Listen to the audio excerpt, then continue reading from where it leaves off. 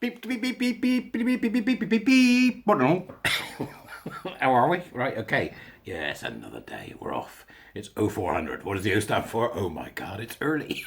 So, woke up this morning full of joie de vivre and ready to go, as one often does. So and I'm feeling good. You know, it's one of those mornings. So lots to do today, and I'm quite excited about getting it done. But until we do, here we go, right? Something to consider for those of us across the pond. To my American warrior teachers and my American followers, welcome, welcome, and hello. Here's something of interest.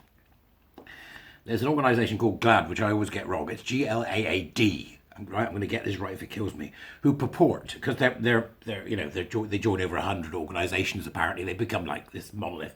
Who purport to represent lesbian and gay people. They of course don't. Nobody that does report that anymore doesn't anymore. Mermaids, Manchester Pride, Brighton Pride, you name it, any pride you can name. LGBT Foundation. None of them give a damn about lesbian and gay people. Imagine my surprise. But what's happened is the New York Times, which is normally a profoundly leftist, social justice rag, I've printed out an article that, oh gosh, GLAAD are unhappy about the fact that they're telling the truth, right? So they've got a sign-on letter. They've done what's called a sign-on letter, which is where they have a wibble, and people who agree with their wibble sign, right? Let's have a look at the wibble, shall we? We've had enough, says GLAAD. You've had enough. Blimey, tell that to the thousands of people that got caught in your bloody cult. You've had enough. Join 100 plus organisations and leaders in calling on the New York Times to improve their coverage of transgender people. Click here to sign. View the press release here. So let's have a look at the press release, shall we, and see what it is. They've updated it since I looked at it. 180 plus journalists. New York Times contributors call out biased coverage of transgender people in joint letter as 100 plus organisations and notables echo calls citing pattern of inaccurate, harmful trans coverage in the New York Times. They make it sound like snow, don't they? And today there will be a wide coverage of trans. Is this real? It's real. And the statement is from Sarah Kate Ellis, President and CEO of GLAAD, who, gosh, they earn a lot. Rich man's world. 2 letters were sent to the New York Times today about their irresponsible, biased coverage of trans people. A letter from 100 plus organisations and leaders, and a letter from 180 plus New York Times contributors. So they've got all the mad journalists that were going, yay, it's all for the good, and still going, yay, it's all for the good, despite the fact that the UK, Switzerland, Sweden, and other places are already going, oh, actually, it was all for the bad.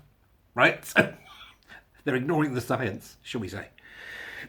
The New York Times response is as ill-informed as its coverage of transgender people. It is shameful that the Times response blatantly ignores today's letter from their own contributors and does not address the 120 plus organisations and leaders who signed the letter alongside GLAAD. The Times is not only standing behind coverage that hundreds of leaders in journalism, media and LGBTQ plus advocacy are speaking out against.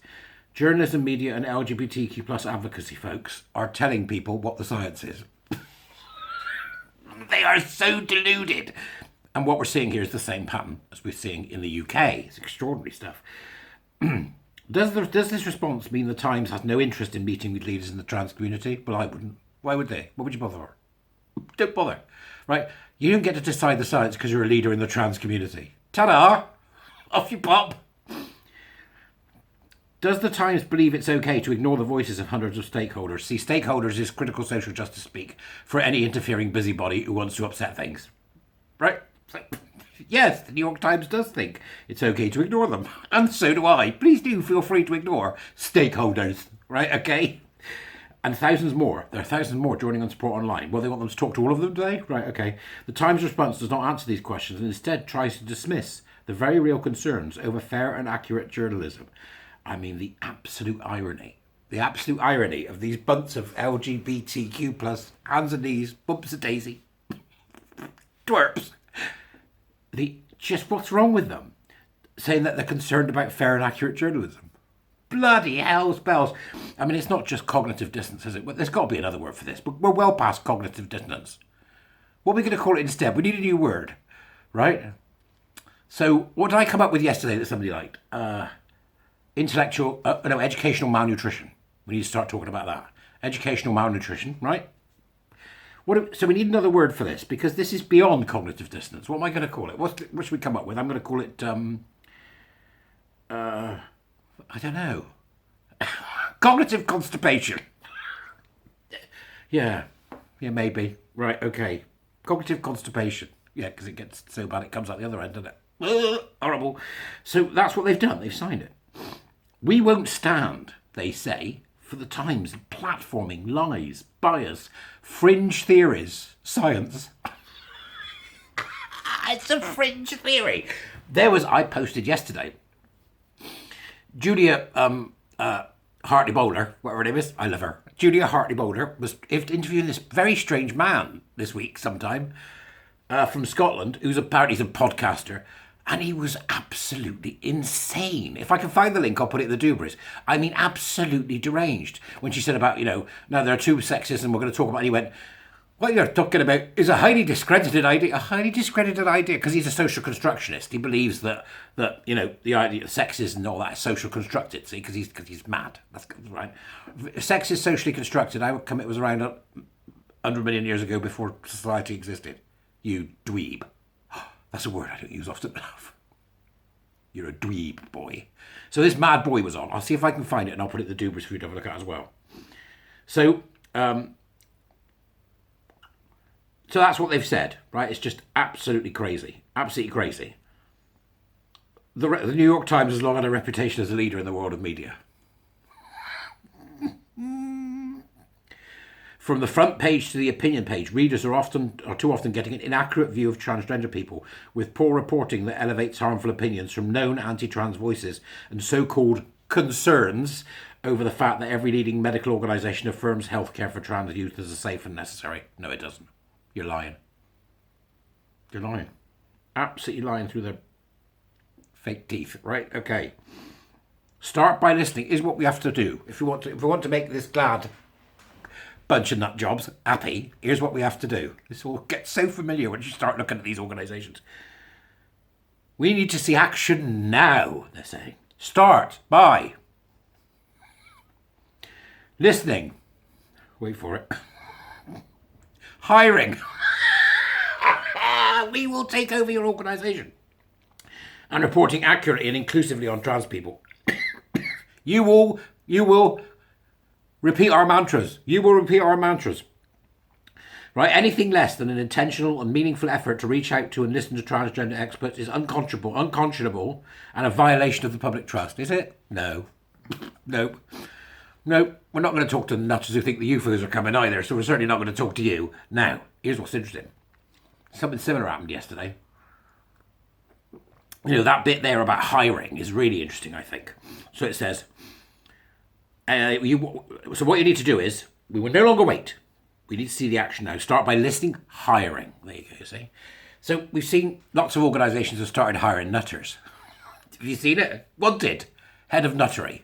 EDI nutter required. It will be, they're paid like 160 grand. I mean, they're bringing in the heads of, some sort of semi-political cultural group that I think should be prescribed on Prevent, quite frankly, right? And then they're saying that come in and help us to make our organisation better. Better? You're in trouble. If you've come in, you're in trouble. So what was interesting was that Manchester, which could be seen as sort of like a woke central, really, because there's so many gay nutters supporting it, right? Manchester Museum, first off, they've got somebody in. They're getting somebody in. Because people said I should apply. I'm not bloody applying. They've got somebody in. Right, so they're getting somebody in to help pull their organisation apart. And then, lo and behold, who should fall this week but Manchester Art Gallery, who have also got nutters in that are going to pull their organisation to pieces. We're just going to watch them fall to pieces. It's going to be embarrassing and painful to watch. And businesses that follow will do the same because they've forgotten their core purpose, which is to make money, regardless of how people feel. Get on with it. Get on with the damn job and make money.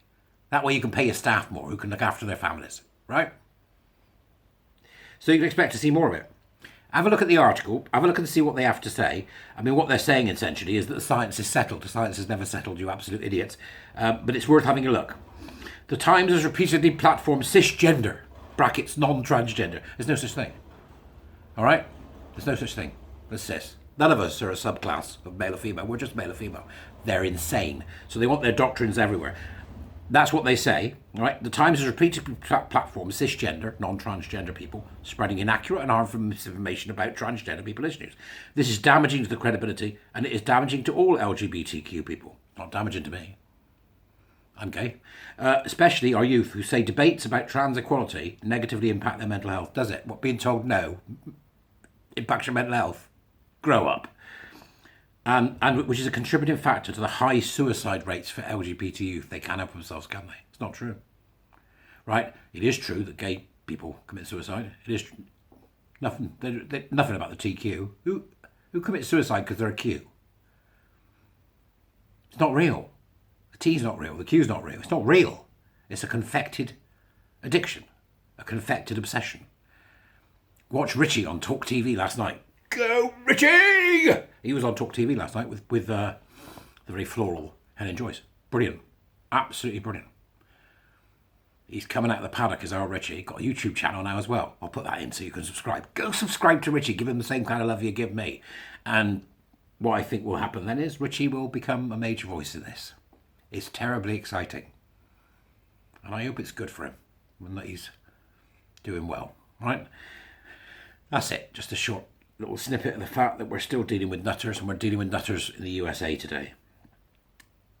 You know, while there have been a fair few stories, mostly human interest, or just get stuffed. It's that simple. We're sick of you nutters now. And yeah, there you go. They're politicising the science.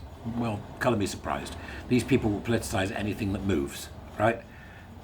Yeah, we've seen that, haven't we, in the last 24 hours. What was it? F-U-C-K, Starmer. Bye-bye, everybody.